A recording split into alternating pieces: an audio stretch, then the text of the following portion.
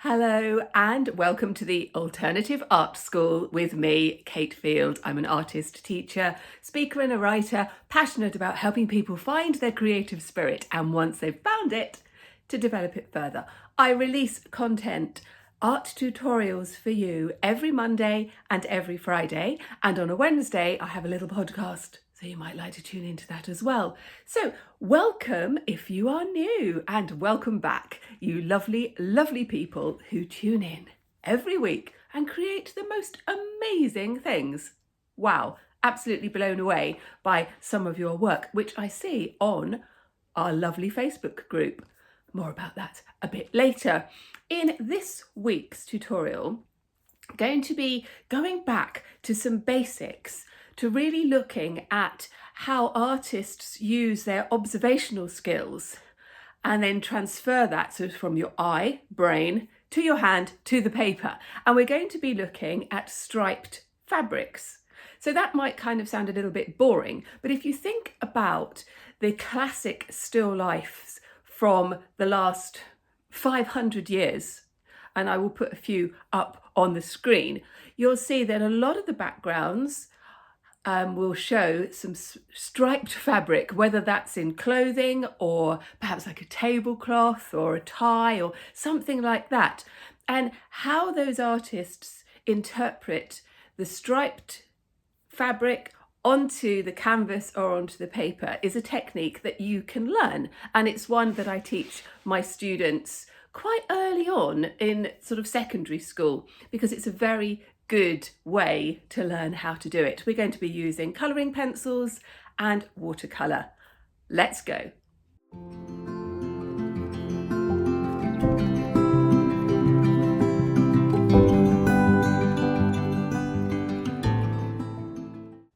So of course there are lots of different types of striped fabrics and different types of patterns using stripes, and some are more complicated than others. We're going to start off by looking at something that is just a straightforward stripe. So this is one of my husband's shirts, and I'm not going to cut it up, but I'll just move that. That's an old tie as well, and I really like that. We're going to do something with that. So what I thought would be interesting to do is we'll get our fabric, and we're just going to sort of manipulate it a little bit so that we've got some interesting shapes. And this is where it can become very abstract, or you could kind of deliberately have the cuff or something like that. Now, if you have got a couple of hours that you're just going to do this, then you don't need to kind of take a photograph of your fabric. But if, like most of us, there's going to be times when you're just going to have to leave it, then you need to have a reference of what you're doing. And I would suggest, and this is what I suggest to many of my students, is to take several little snapshots of the scrunched up fabric, perhaps taking it to something that's less complicated or something that's very, very complicated, and then looking at the shots and then starting off with the more simple one.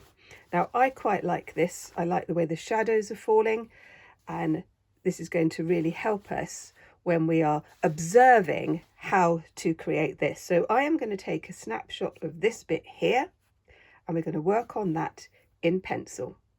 I'm going to be working directly into my sketchbook, so I've got a nice smooth finish to the paper, and I'm going to be using my favourite Faber-Castell pencils in shades of grey. You could use whatever you like, whatever your favourite pencils are, and you could just use a graphite pencil if you wanted to. I've also printed out this little bit of the shirt that I'm going to work on. And the first thing I'm going to do, I'm just going to move those out of the way, is to just sort of fold it a little bit, fold this so that I can kind of focus on the bit that I want and not get too kind of bogged down with anything else. And you don't have to do this. You could use get a little frame sort of a window, but it just helps me to see which bit I want to do and which bit I'm going to work on. So I'm going to leave that kind of there, and I'm going to work in this space here. So I've actually trimmed it up because I felt that was easier. And then what I'm going to do is just draw, I've just drawn a box that is exactly the same shape as this. And now I'm going to fold this into quarters. Just very simply like that, so that I can see each space. Now you could draw lines across here. I can see those. You might not be able to see those very clearly, but it just gives me a bit of an indication of where everything is going to go. So again, so the next thing to do now is to just divide this space into the quarters, just very, very lightly with a graphite pencil. Just do a bit there, like that. So you have got your quarters. And then what we're going to do is to work on each quarter at a time. And how you do this is up to you. And if you are left-handed, you might want to start off in this corner. If you're right-handed, up here. And straight away in this corner here, I can see I've got two dominant lines. I've got this line here of the seam of the shirt. I've got this bold fold here, and then I've got this one here. And they're the ones that I'm going to reproduce in this section. And again, I'm just looking, just sort of seeing where that line's going to be, just putting it in quite lightly with my pencil, looking at this line here. It's down a little bit from there, and I can see that it joins that bit about there, like that. And then I've got this little triangle shape here, so we can just put in that bit. I think that comes out this bit. You can just kind of adjust it as you go. So they are my three main lines. I hope you can see those. And then what I'm going to do is to look at where the boldest, easiest stripes are and work on those first. And so these are the kind of the parallel lines to the top of the page, the horizontal lines, and I can see I've got a little wiggly one there, and it's just coming down at a slight angle at that top. Now if you want to, and I do this with my students, is you can just fold into that corner, and that's what you are going to be doing, and that can make it easier for you to really observe and look at what you are doing. So I can see that I've got this line that's coming up here and then coming down. So I'm just going to pop that line in. Again, if you're doing it, you do it just nice and lightly. You can hardly see that bit there, so it sort of disappears, and then it folds into there. And then I've got this line that comes on to that seam. So I'm just going to put that line in there. And this sort of observational study comes with practice, and it's a very good way of building up your skills in drawing. And you do have to concentrate, and when I'm talking and drawing, it's very easy to lose concentration, and I just kind of forget where I am and which line I'm on. But I know I need to have 1, 2, 3, 4, and then a fifth one just down at the bottom. So I've got 1, 2, 3. I've got my fifth one there. So I just need to put in that fourth one in like that. And that's how we start to build up our lines and our spaces, looking at the shapes and the shadows, I was going to pop in a few more, but you know, you're getting the idea, and I'll show you as we go how I then put in the shades and the shadows, how to get this sort of the tone. And so I'm just sort of putting in these vertical lines now of the shirt, and I can see that they bend where the fabric folds, and this is what's going to give you that illusion of the folded striped fabric. Now I've got this bit here, this shadowy bit, so I'm just going to pop that in like that, just so it kind of reminds me that I've got a shadowed bit there.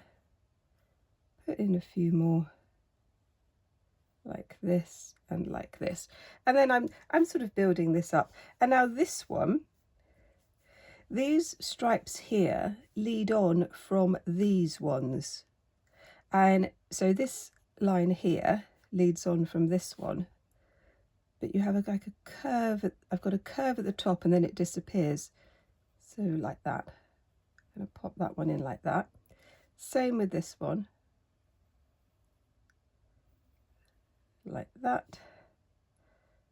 So you see what's happening with these, and I will continue with those all the way along, and then we're going to start to put in some tone.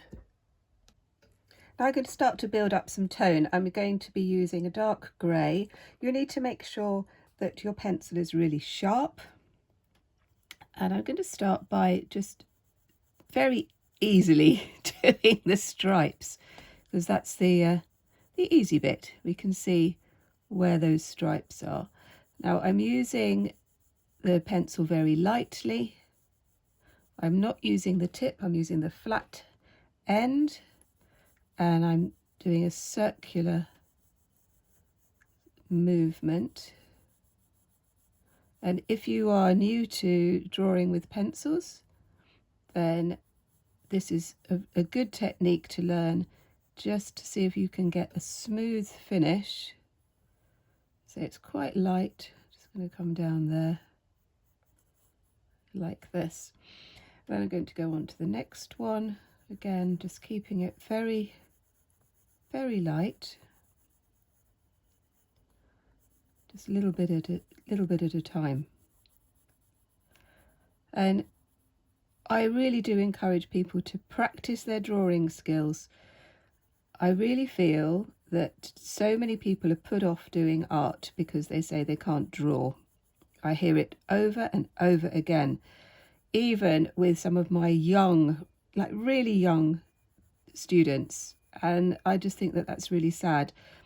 Drawing is a skill, and it's a skill that can be taught and can be learned, but like any skill, you have to practice.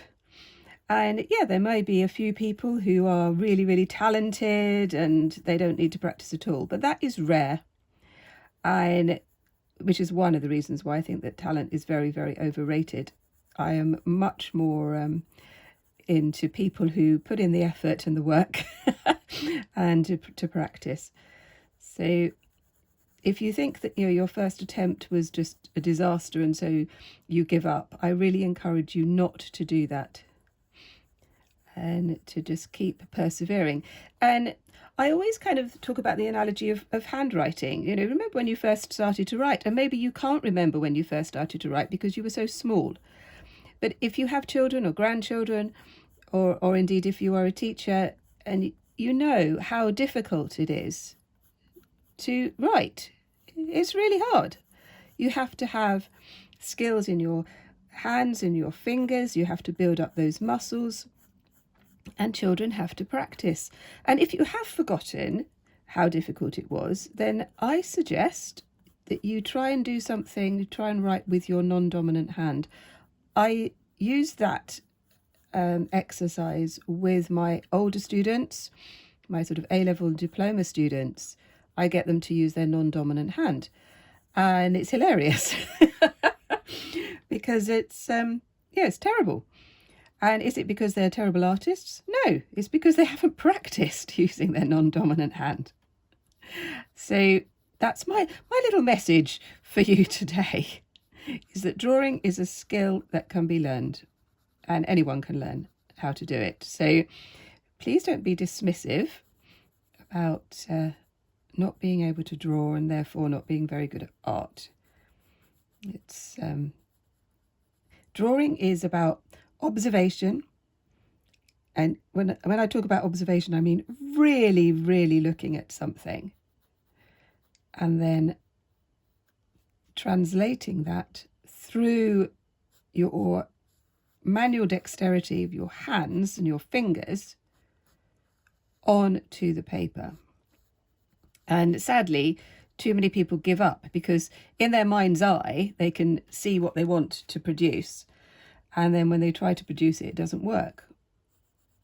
Well, unless you've put in the hours, that is rarely going to happen. And too many people give up. So don't be those. Don't give up. Keep giving it a go. And even those of us who have been drawing for years and years and have put in the hours, things can still go disastrously wrong. And you have to accept that. Yeah, okay, this is not a drawing day. It's not working today. And you know, that sort of thing, very, very common. So again, I'm just sort of building up these stripes. You can just see how they're coming along. Remember, this was the darker shadowy bit there, so I am going to put that in as well. Let's just do this bit here. Just put that in. I'm going to do some of this really quickly and just do some details on part of it. Otherwise this will be very boring. And actually I just want you to be doing. I don't want you to be watching me. I want you to be getting your sketchbook out and doing. Action is what counts. So I'm putting in that shadow there for that bit. I am going to be working on that bit a little bit later. So you can see that it's sort of beginning to come together. It won't look great yet because there's still a long way to go. And obviously I've got shadows in the background here as well. But this bit here is really quite bright, and I've got this bit of shadow here. So I'm just going to put in a tiny bit of an outline of where that shadow is, just to help me there. But this bit here is really quite dark. So I'm just going to put in some shadows there. Now, I very rarely use a rubber or an eraser. I'm a firm believer in the mark that you make on the page is the correct mark, and you have to work through it. I also think that when you do use an eraser, it damages the page and it just leaves a kind of a big splodge that's not good. So I don't encourage any of my students to use an eraser unless it's on like creating a pattern and I just want to take out a few lines, that kind of thing.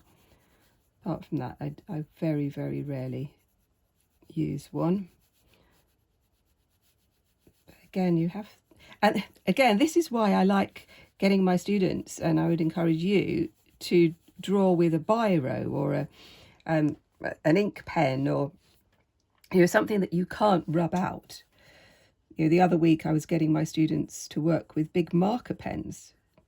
They were doing their robots, which was lovely. If you haven't checked my robot tutorial out, and you want to laugh, then have a look at that. That was fun. So again, I'm putting this one in as well. So this is the technique. I'm going to carry on with this, and then I will show you what this looks like. And I will do a couple more in the other quarters as well. And then we're going to go on and use paint. So I've added a little bit more tone here. I'm now going in with the black polychromos because I'm going to really focus on the darkest points and just focus on those. I'm going to start off with here, and again this is why it's so important to have a sharp pencil. Again, I'm just kind of creating this smooth finish, so you just trying to sort of get rid of the lines. I want a smooth finish. Other things I might want to have more kind of a textured feel to my drawing, but with this one I just want to build up a smooth tone, so gradually reducing the pressure as it sort of fades out into that. And you can see that when I'm doing this sort of tone, I'm losing the definition of the stripes. So I will go back in a moment and go over the stripes. But can you see how this effect of the tone is giving the illusion of the folded fabric, which is what we want. Okay, let's put in some of these stripes a little bit more. Again, it just sort of takes time to sort of build it up. And then I say I'm not going to do all of it. I'm just going to show you the technique. You see straight away that one's sort of coming back to life. And I will do this technique in all of the other quarters, and then you'll see how it all starts to come together. And remember that you will always go through a messy stage where things don't look right, and the temptation to give up is huge. And I really do encourage you to acknowledge if that happens and say, yep, that's normal, I'm going through the messy stage, and then persevere through it. And that is one of the most difficult things to do, I feel. I can see that needs to be a little bit wider. Just sort of gradually building it up like that. I do like stripes, actually. I don't know whether it's because I live near the sea now. So it's all a little bit stripy and that sort of English seaside feel. Let me know what you think. If you haven't liked this tutorial and you're enjoying it, that would be very nice. It helps other people find me. If you like this sort of content and you'd like to see more, then perhaps you'd consider subscribing. That would be very lovely. There we go, just pop that one in. You can see that's kind of building up quite nicely there. I'm just going to highlight a little bit. This is the seam of the shirt, and it has got tiny little stitches on it. We're just going to do that, and I just wanted to give this idea that this is a seam, and I'm doing that by just creating a little bit of shadow underneath that, like that, just sort of building that up just a little bit. It's a very good discipline doing observational studies.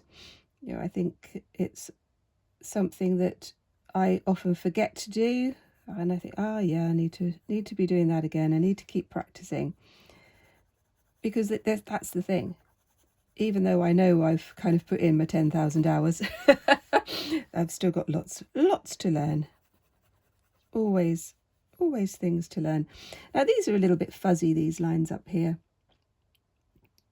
So I'm just going to make them a little bit more defined. Like that.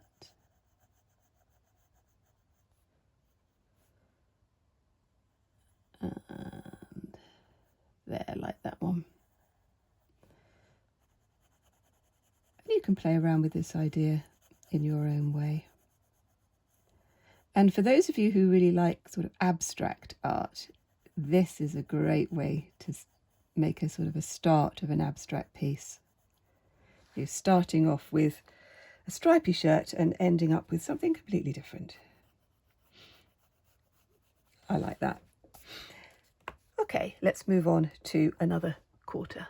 I'm going to interrupt my own tutorial to tell you a little bit about the YouTube membership, Open Studio. You might like to check it out. Every month I give my members maybe a course or some prompts or some ideas that they can take to develop their own creativity, and this might be something that you would like to do. I have only recently started the membership, so we're a very small band at the moment, but it's very lovely, very, very supportive. And if this is something that you think that you would like to do, the details are below. Now, let's get back to work. So here's an example of a watercolour sketch of a school tie. And I've turned it over, turned so that the knot's on the other side, just because it was a little bit more interesting. Just a few little doodles there as well. And I just wanted to kind of show you different ways that you could interpret the striped tie and how you might want to develop it.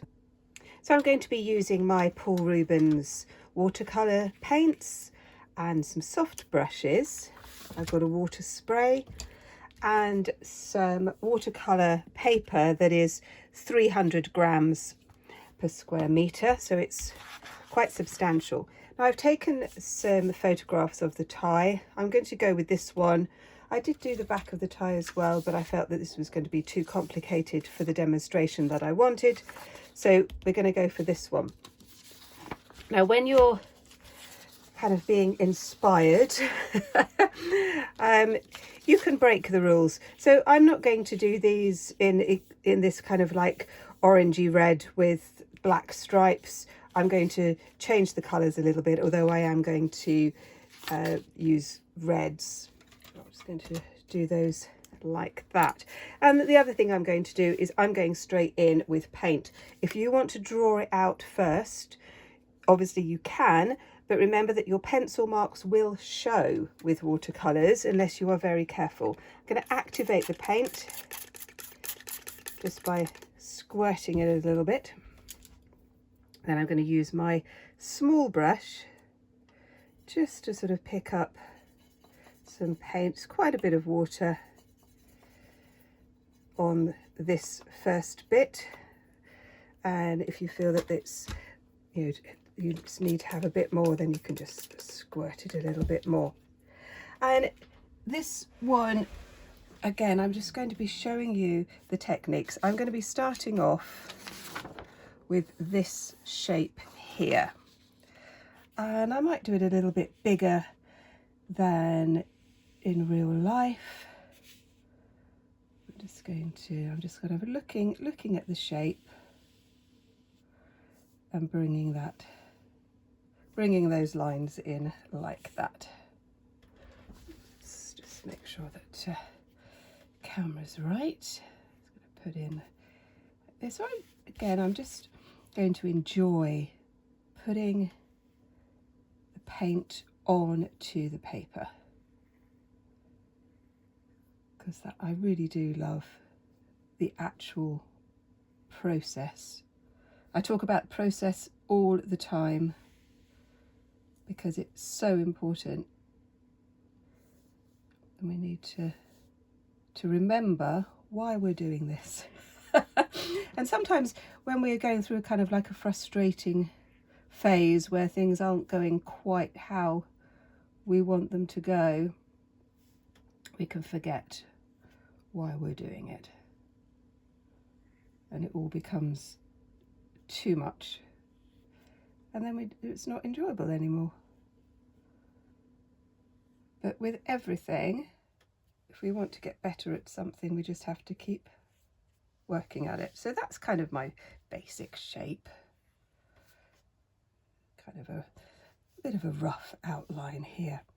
And I'm going to start off with these stripes here, and I can see that that kind of curve goes across like this. Now I'm not going to stick exactly to this, so I want you to see what we can do, but I know I can see that that line is going to curve round that way, and then that one round that way. So this is going to be more like using the tie as a starting point and then seeing where we might go with it. I'm just going to put in just a bit of a block colour. It's very kind of watery. So I'm bringing that around like this. Might just use my larger brush just as I'm putting in this sort of block colour like that. It's, you know, very wishy-washy at this stage. I just want to kind of get this idea down first of all. Just putting it like that, and then let's just pick that one up there like that. I'm just going to switch to my smaller brush again, using the same idea. I'm going to do these lines coming this way. Let's just sort of pick up that top one there, like that. And then this one is sort of coming in this way, like that. Just sort of pop that in quite roughly. This one is really interesting because it kind of almost disappears into the fold. So again, we can do that as that kind of disappears. I like that idea, so I'm just going to pop that in like that. Again, it's not exactly as the photo. And then this one again, I'm going to bring it so there's like this little kink in the fabric, like that. Again, we can put in more details later.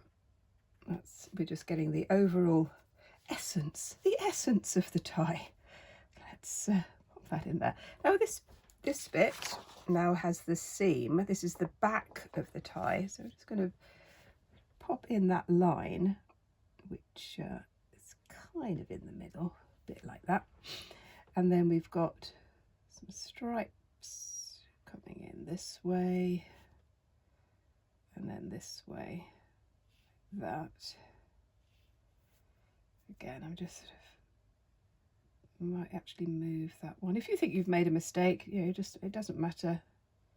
Just kind of see the bits that you like. And what I'm really liking here is this kind of idea of, is the main part of it the red, or is it the main part, in this case the white? I can play around with that idea as well. Let's move this a little bit, and you can just look and see what's going to work for you. So this is looking a bit of a mess over here. I'll work that one out later. Let's just put in a few bits like that, so you can see how it's building up. I'm just going to focus now on this bit because I just want to show you how we can then start to build up tone. So I'm adding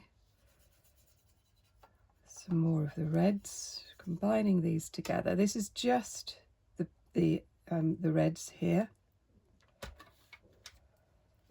Now I know I've got dark shadow over this side, so I'm going to start to build up just a little bit of tone on these bits. You can see I'm just sort of doing that, and then what I'm going to do is I'm going to add some water.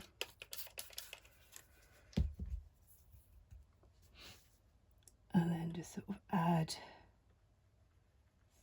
It's slightly watery until it fades into this bit. What we're doing is trying to build up this idea of tonal values, and what I mean by that is going from dark to light. That's all it means. So nothing fancy really. Dark to light. And again, if you are new to using watercolours, if you're new to art, building up your skills in creating tonal value is really worthwhile. You just create little blocks, little squares. I'll show you here. Create a little block like that, and then add some water, and then you're going to try and get lighter and lighter. So you're not adding white at this point, you're just adding water. Just doing this. So the more intense paint, the darker the tone. The more water you add, the lighter. Yeah, there's two ways in watercolour, or in any paint actually, to create dark and light. One is to add black and white, and one is to add more or less water. So you can see that's going from dark through to light. Have a little practice of that. And it does take practice. Yeah, there's no getting away from it. You need to understand the paint and understand different brands of paint will feel different, but also different colours will feel different. And I love it when my students kind of work that out. They will suddenly realise that yellow actually feels different to blue, for example, and that's because they're made up of different chemicals, and they are going to feel different. So let's just adding a little bit there, like that. Can you see how that's now kind of building up this idea that the tie is three-dimensional? And again, it's you can do as much or as little of this, and just taking my time on this bit, and then adding little bits of water.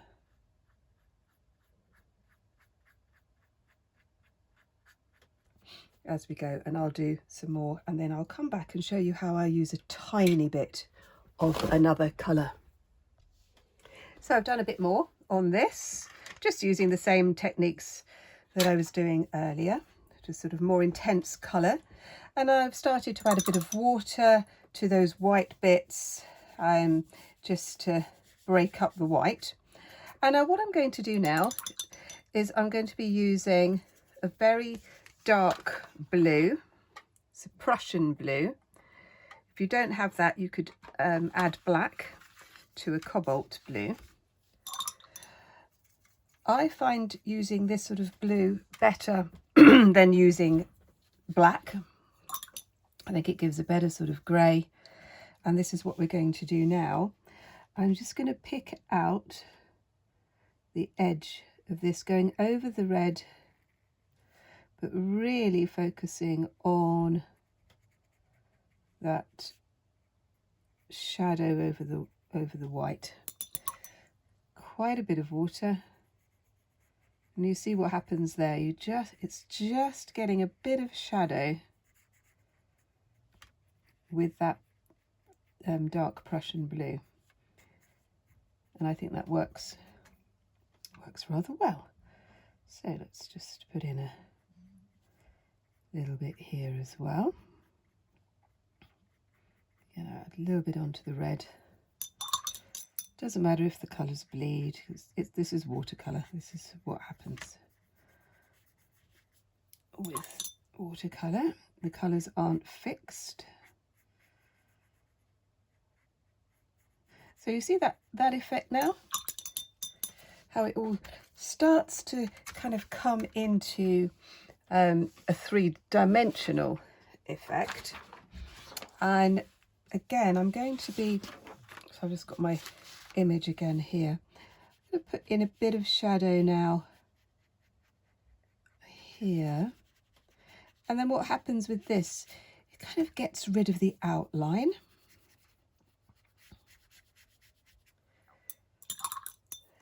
So we get, just bring that like that. And I'm going to do the same over here. Now this piece is going to go into my sketchbook, so I'm not going to finish it. Now, my sketchbook is a place to try out ideas, and then if I think actually I am going to use this in a still life, then I can again practice some more techniques and do that. Now I'm just going to put a bit of shadow on this one because this is also looking a little bit messy. So I'm going to bring those like that. And there. Just kind of brings that shadow up a little bit. Obviously this bit here is, I haven't done any work on that at all. So I'm just going to put a bit in here of this blue black, like that. And now I'm going to use the Prussian blue, a little bit more paint on the brush, so it's really quite dark. And what I'm going to do now is to really pick out some of these darker shadows, so it will look a bit like an outline, and as you can see where the paint goes into the water that's already there, it will disperse a little bit. That's just a line. I'm going to break that up in a moment. And the same is going to be on this bit here. So we come round there. And when I say I'm going to break that up, this is what I mean. I've just got water on my brush. I'm breaking that line up like that. That's already dispersed because I put it onto wet. More water on that. And if it's not breaking up as much as you want, just add a little bit more water. So you see what's happening here. And this is what's going to give us that little bit of depth, like this. Again, a bit more water, blending it into the red, like that. Let's do something similar down here as well.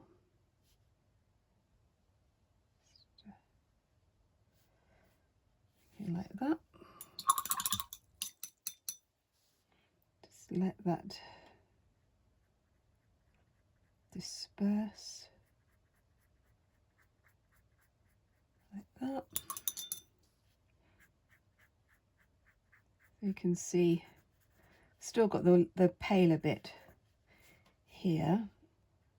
Break this up I don't want a sharp line. Just want to create this tone.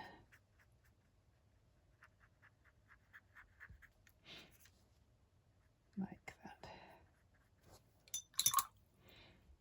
So I hope you're getting some ideas of what you might like to do with painting a striped piece of fabric.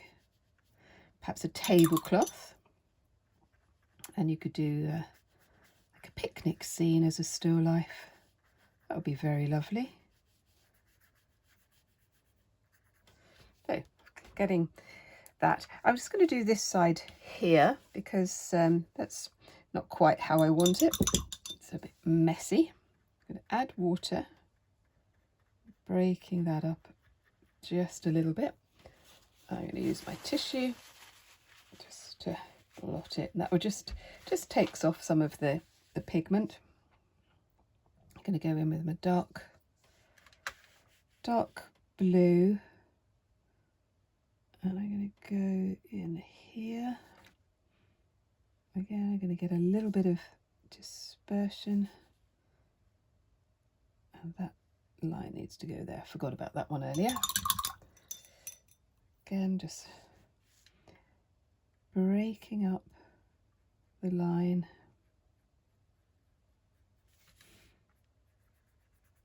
You see, straight away it's going to look a little bit more interesting. Like that.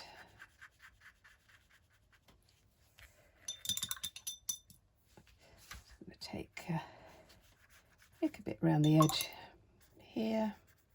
This is, I'm just adding water. And I'm going to leave it like that. And this has encouraged me to do something else with something stripy. So I am going to work on that. But now we're going to go back to the pencil.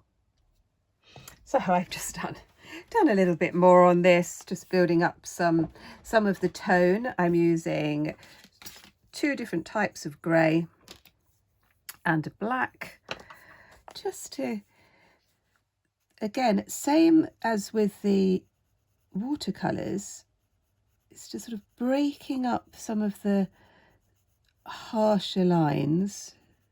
So this line here, just using the pencil very, very lightly to give this illusion of the fold in the fabric.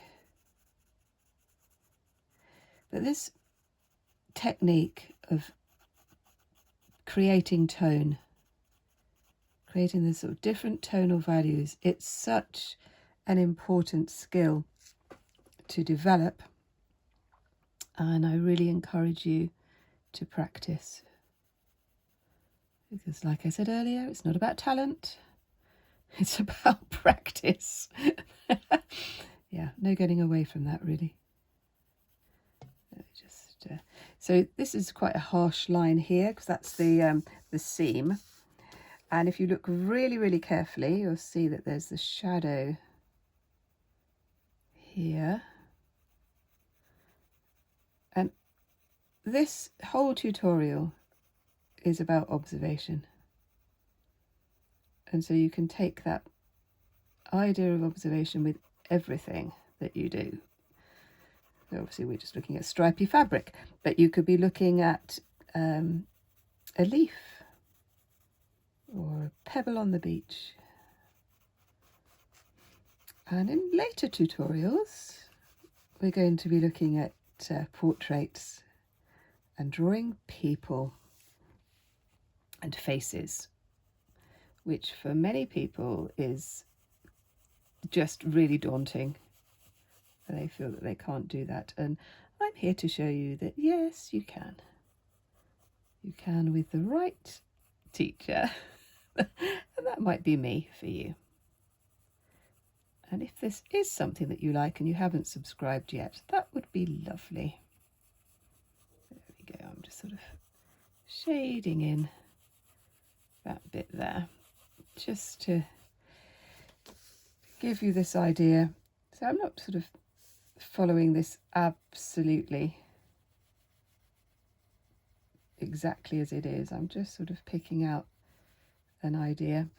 I just wanted to show you the technique. That's still a bit scrappy, isn't it? But that's okay. So again, moving down to this one, I've put in some of the lines. Yeah, this is in my sketchbook, so I'm not going to, I won't be finishing it, because I just wanted to show you the technique.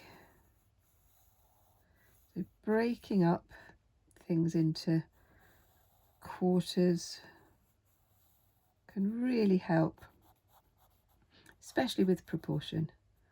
Some people can get very confused about proportion, but again, the more you do it, the better you will be. Now this bit down here is really quite dark. Just going to put in some shadow. This is still just using the grey.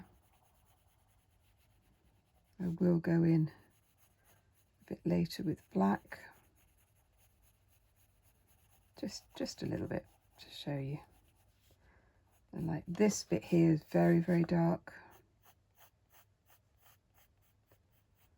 Putting that bit over like that. So you can see that building up. Like that. Again, it's what I call breaking the lines. Just so it's the amount of pressure that is put, and then it's darker on that edge as well. So I'm just going to come around here as if it's like an outline, like that. And I'm just going to pop in those lines again because I've kind of lost them a bit.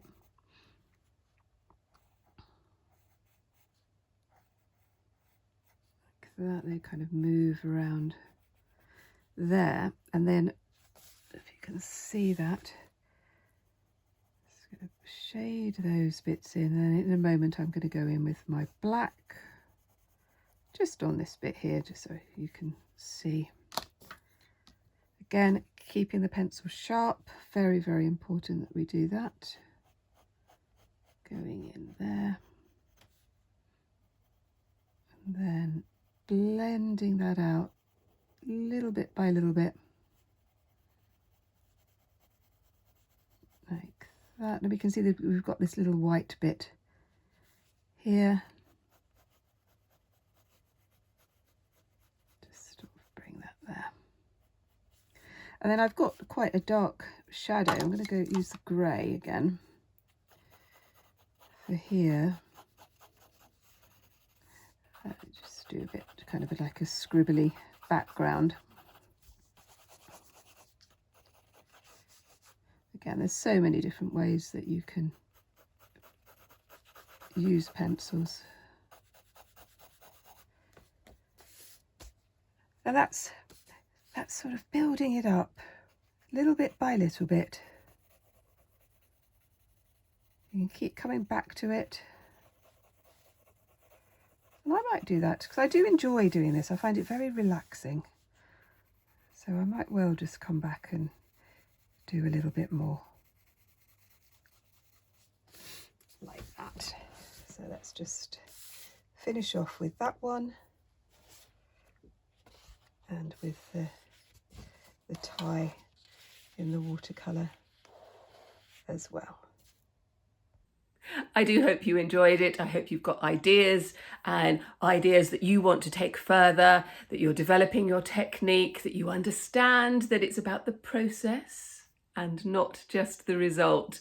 And if you want to see some more, then you could look at this one and this one. And I'll see you next time. Bye bye.